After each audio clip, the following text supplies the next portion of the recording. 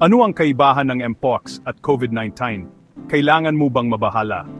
Sa video na ito, tatalakayin natin ang mga pangunahing pagkakaiba ng dalawang sakit na ito at kung paano natin mapoprotektahan ang ating sarili at mga mahal sa buhay.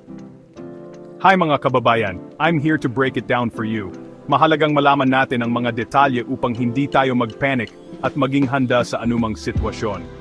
Let's start with the basics. Ano nga ba ang mga pangunahing impormasyon na dapat nating malaman tungkol sa Mpox at COVID-19? Mpox na dating tawag ay monkeypox at COVID-19 ay parehong sakit na dulot ng virus.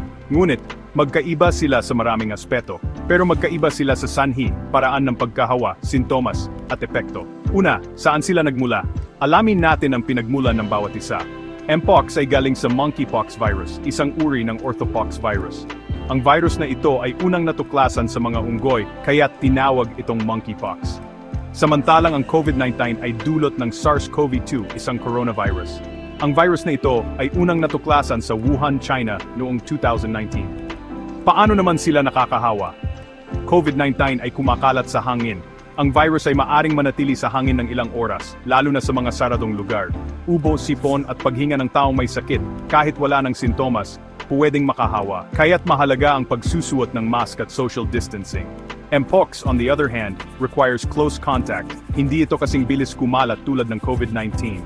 Kailangan ng malapitang contact sa balat ng may pantal o sugat, sa laway, dugo, o gamit ng may sakit tulad ng tuwalya, bedsheet, o damit. Kaya't mahalaga rin ang tamang pag-disinfect ng mga gamit. Sa COVID-19 may lagnat, ubo, sipon, pananakit ng katawan, sore throat, at hirap sa paghinga. Ang mga sintomas na ito ay maaring magtagal ng ilang araw hanggang ilang linggo.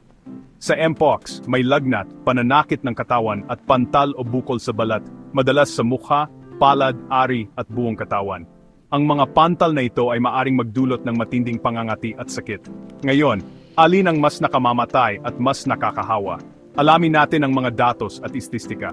COVID-19 ay mas nakakahawa dahil sa airborne transmission, mabilis itong kumalat kahit walang malapitang contact. Ang bilis ng pagkalat nito ay nagdulot ng pandemya sa buong mundo. Mas nakamamatay din ang COVID-19, lalo na noong wala pang bakuna. Ang mga bakuna ay malaking tulong upang mamapababa ang bilang ng mga namamatay. Sa kasaysayan, mas maraming namatay sa COVID-19. Ang mga datos ay nagpapakita ng milyon-milyong buhay na nawala dahil sa sakit na ito. Ang Mpox ay mas bihirang pagkamatay, pero delikado pa rin, lalo na sa mga taong mahina ang resistensya. Kaya't hindi dapat balewalain ang sakit na ito. So paano hindi malito sa dalawa? Tingnan ang sintomas.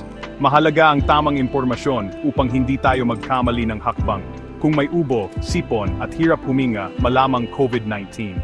Agad na mag-isolate at magpatingin sa doktor.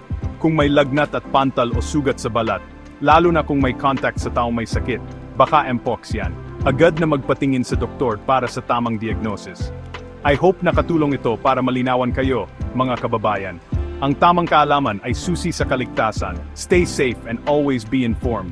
Patuloy na magbasa at makinig sa mga balita upang updated tayo sa mga pangyayari. Kung nagustuhan niyo ang video na ito, don't forget to like, share, and subscribe. Salamat sa panonood. Hanggang sa muli.